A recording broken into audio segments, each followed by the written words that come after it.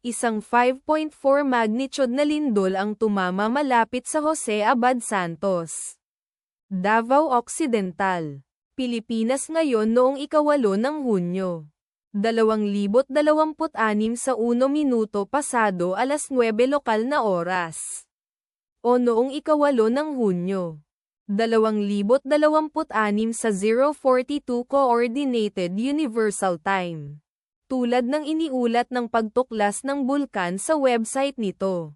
Ang lindol ay matatagpuan sa isang intermediate depth na 76.0 na kilometro sa ibaba ng ibabaw. Sa mga coordinate latitude 5.79 at longitude 125.59.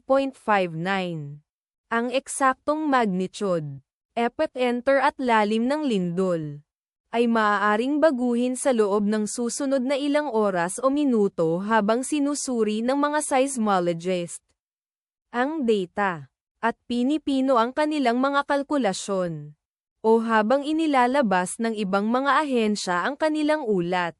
Kabilang sa mga bayan o lungsod na malapit sa sentro ng lindol ang Jose Abad Santos, Davao Occidental, na nasa 15 kilometers, o humigit kumulang 9.32 milya mula sa sentro ng lindol.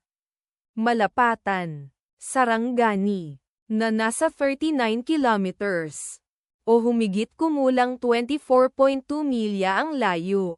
Alabel, Sarangani, na nasa 48 kilometers, o humigit kumulang 29.8 milya ang layo. General Santos, na nasa 58 kilometers .0 milya ang layo. Ang inirerekomendang pagkilos ay maging mapagbantay para sa mga posibleng aftershocks na maaaring mangyari. Ang taya ng panahon para sa lugar na malapit sa sentro ng lindol ngayon ay inaasahang bahagyang maulap sa buong araw na may posibilidad na uulan sa buong araw. Ang bilis ng hangin hanggang 3.6 miles per hour mula sa timog silangan.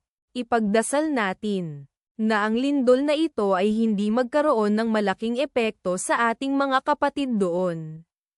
At wala ng lindol. Amen.